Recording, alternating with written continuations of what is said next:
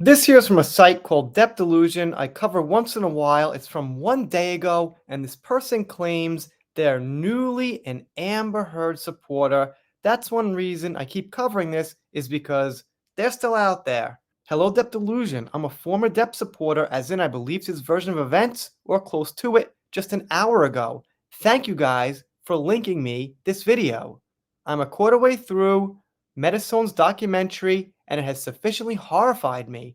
I saw the bruise on her arm during the trial.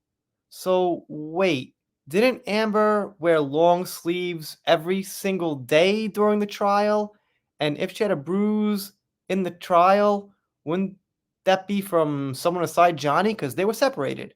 And I don't say this for my pride's sake, I genuinely never liked him, which makes it even weirder. I mean, he's an addict, dating teenagers, and close friends with slash had openly defended several sex offenders in Hollywood. I can't remember Johnny dating any teenagers. That's just me. It doesn't sound like this person was a fan in the first place. If they were at all, but we'll get to that. I acknowledged all this and believed it was mutual abuse. Well, after getting some therapy, realize is not a thing. So this person got therapy. What's worse, I've been in a situation not unlike Amber's before. Upon attempting to report my mother's plus a neighbor's abuse when I was 12, she convinced me and everyone I knew that I was a pathological liar. It took me 7 or more years to get out of that house, which was very recently. That's why I was thinking about this trial and started to have my doubts. I added that bit because it's absolutely insane to me that I could see someone being falsely accused by the whole world and not see it, or faking DV and sexual violence reports. The signs were there. I guess on a subconscious level, the trial felt like some kind of parasocial vindication. It struck a deep chord with me at the time to believe that these accusations by Johnny were being taken seriously. It's always that parasocial thing. I think that kind of means, if I'm not mistaken, where you feel like you're socially friends with the person you're defending. So she's saying people like me and Tug and maybe Colonel Kurtz felt like we had some kind of social relationship with Johnny? I don't. He doesn't know who the heck I am, and if he did, he wouldn't care. It struck a deep chord with me at that time to believe that these accusations by Johnny were being taken seriously. I feared men for a while, and still do to an extent.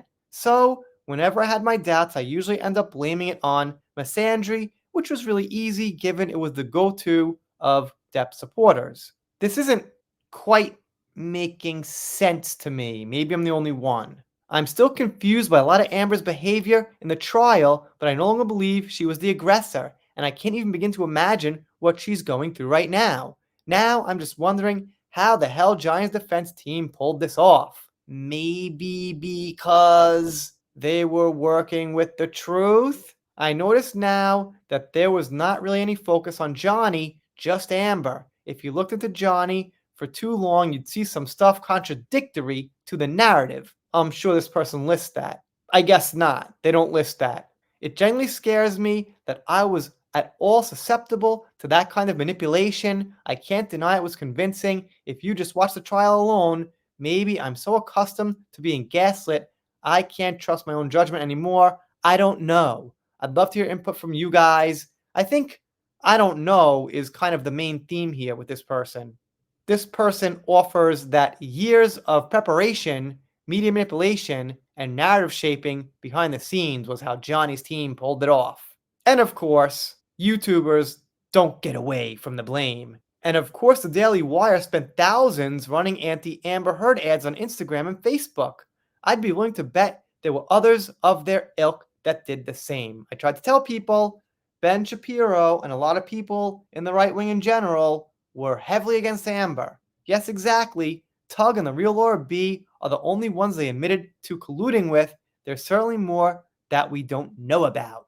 Of course, Tug and the real Laura B.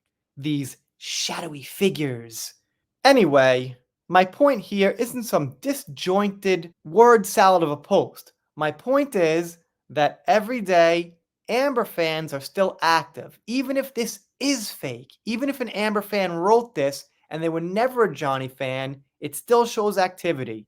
So I think for better or for worse, it's good to call out. If you don't call it out, it just gives it more room to breathe. And I must note, this is no longer about Amber herself. Some people say, well, I don't want to talk about Amber. Don't give her any airtime. Yes, she is the context around this. But if you notice, very little of the conversation is actually about her, her actions, and what she's doing. It's about her fans and how they're still kind of, let's just say, a little out there. If you're not subscribed here, consider it. If you don't, I'll be sad, but I'll get over it. Done here for now. See you next time.